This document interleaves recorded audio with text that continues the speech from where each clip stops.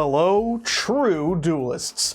My name is Craig Fee, and welcome to the New Card Report, the video I make sometimes when there are too many cards for the regular update. And because good Christ, this week had like 80 new cards, so let's not waste any time. Let's get to one of 3 new card reports this week? Or 2? I don't know. Fuck it, let's find out.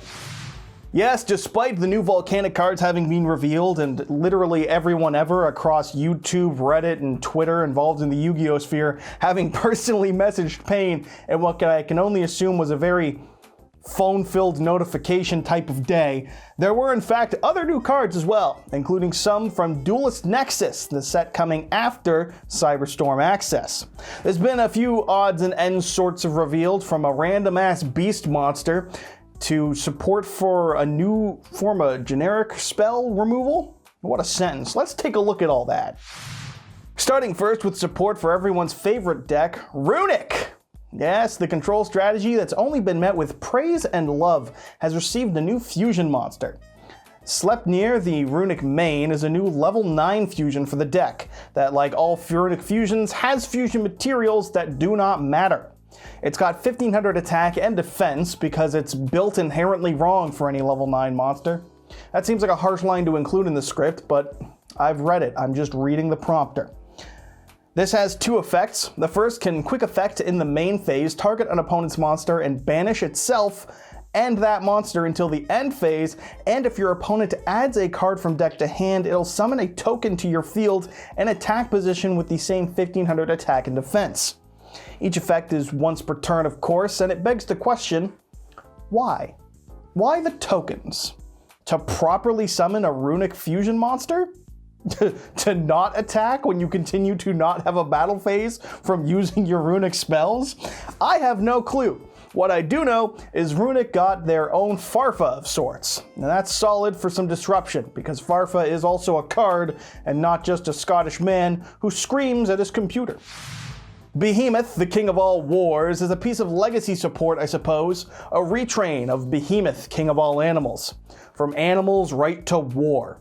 Truly, this is the future that PETA wants for itself. Like the original, it can be tribute summoned or set by tributing just one monster, but this one doesn't lose any attack, from doing that at least.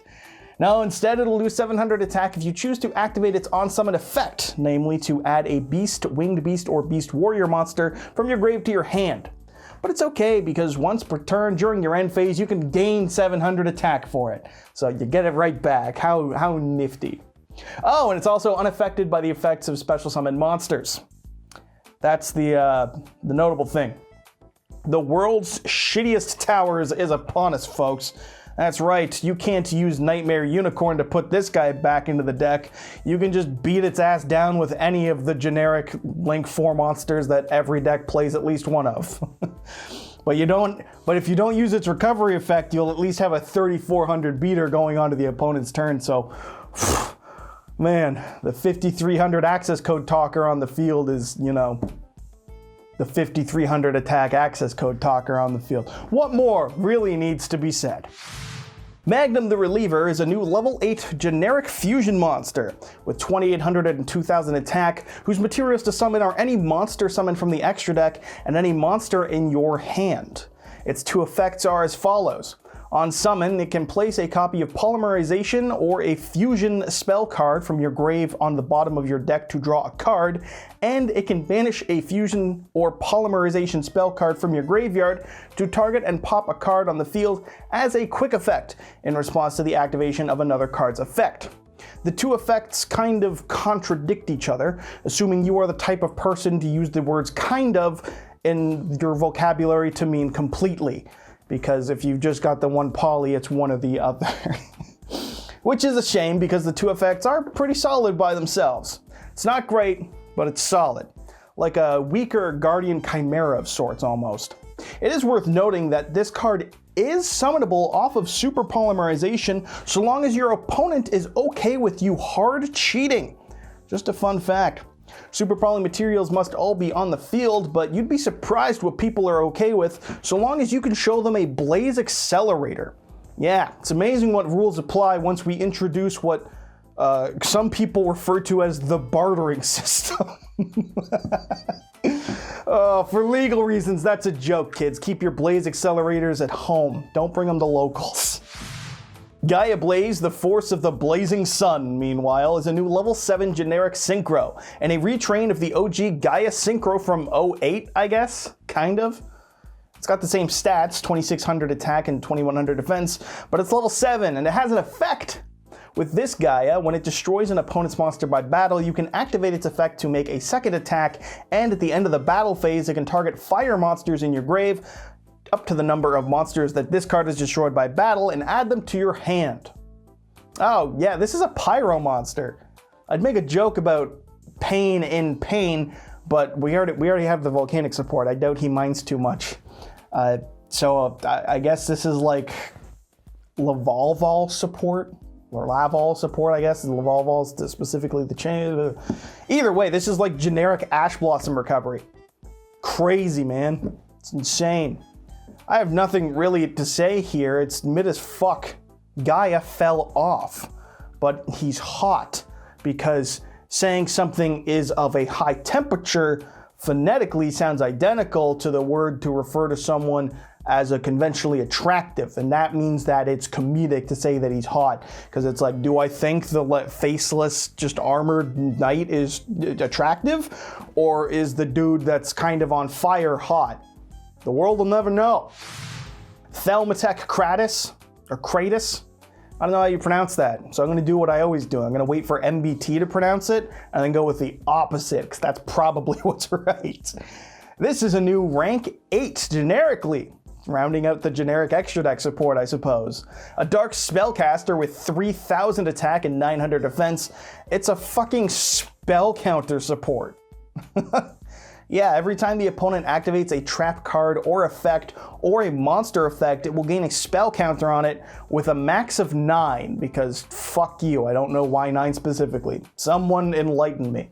It can also save itself from destruction by detaching Xyz material from it, which is a neat use of Xyz materials, but its actual effect is that it can remove 3 spell counters from itself once per turn to do one of 2 things.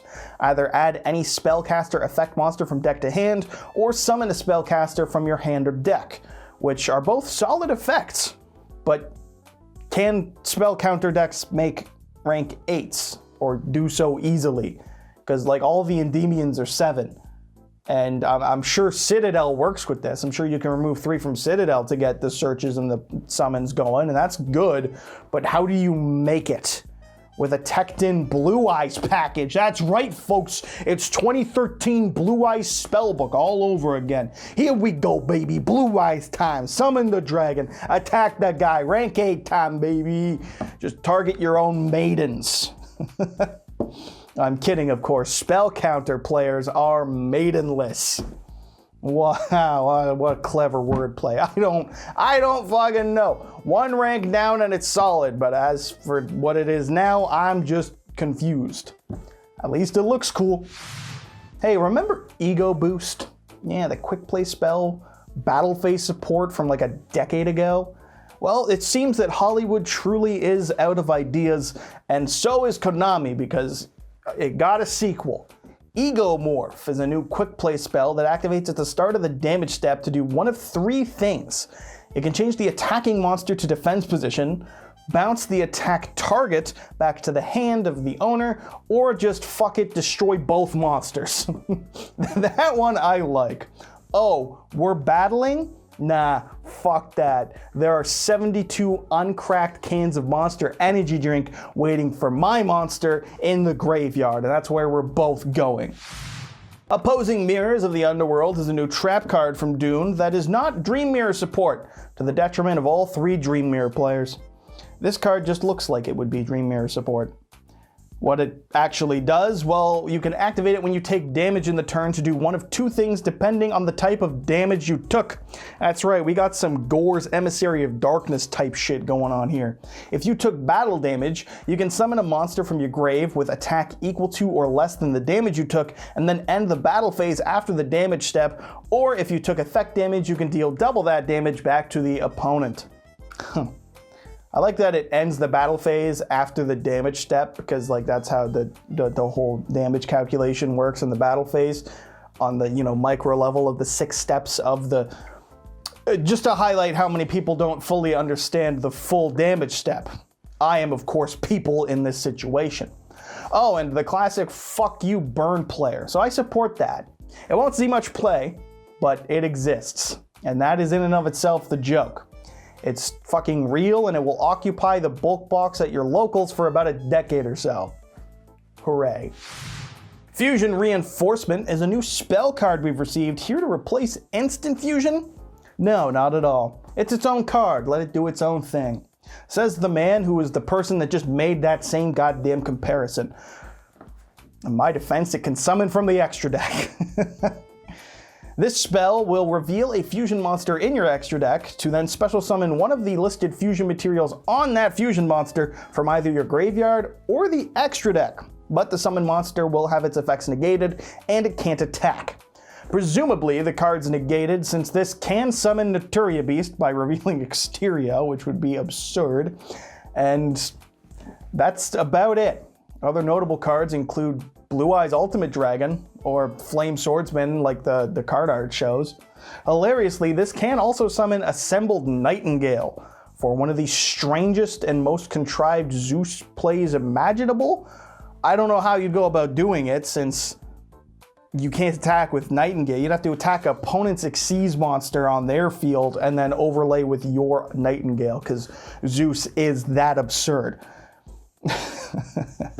It's kind of like an alternative to Fusion Deployment, in all honesty, but instead there's no lock on it and there's only about 50 monsters worth summoning, and that's not true. There's like 50 monsters total you could summon and 3 notable ones maybe.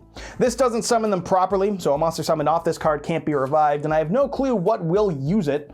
Could it be abused? Absolutely. Sure. I mean, there's potential here. Look at it. If Kit Kalos ever gets unbanned, this card's nutty. But as it is right now, I'm going with mid as fuck, and I do not care. And last up for this video is a very strange piece of removal that we haven't quite seen before. Corrupted Gem of Rebellion, Snake Eye, is a great way for me to force in a picnic face joke. Snake Eyes! And also a new spell card that targets a face-up monster on the field and places it in the owner's spell and trap zone as a continuous spell. Talk about non-destruction removal.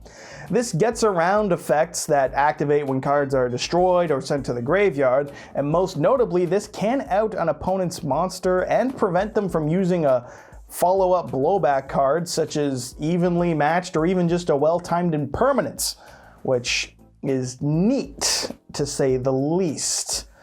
It lacks something that a more usable piece of removal, like say Ultimate Slayer has, in that it can't be responded to, but it's different. It's worth noting that no, a pendulum monster placed into a pendulum zone as a continuous spell will function not as a pendulum scale. It doesn't work like that, before you ask. And while Valence players will tell you that this is actually support for them, that's not nearly true. There's not enough words on this for this to be used in Valence. And you know that to be a big key piece of winning with Valence is, of course, not letting your opponent understand at all what it is you're doing.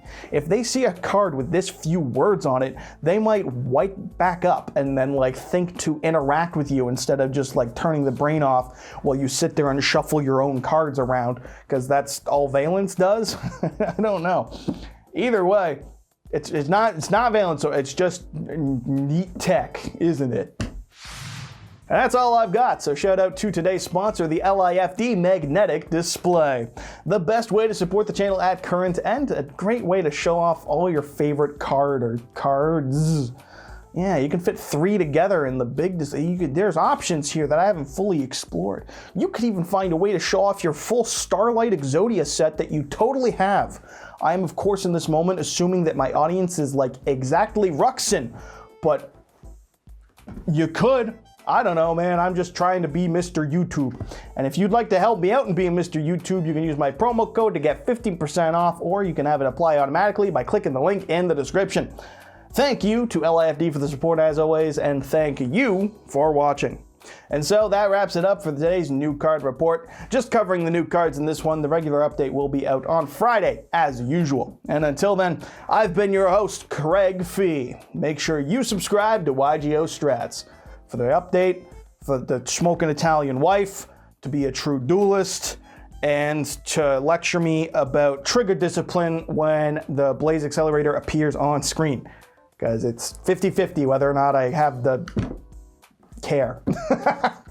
Yes, see, goodbye now.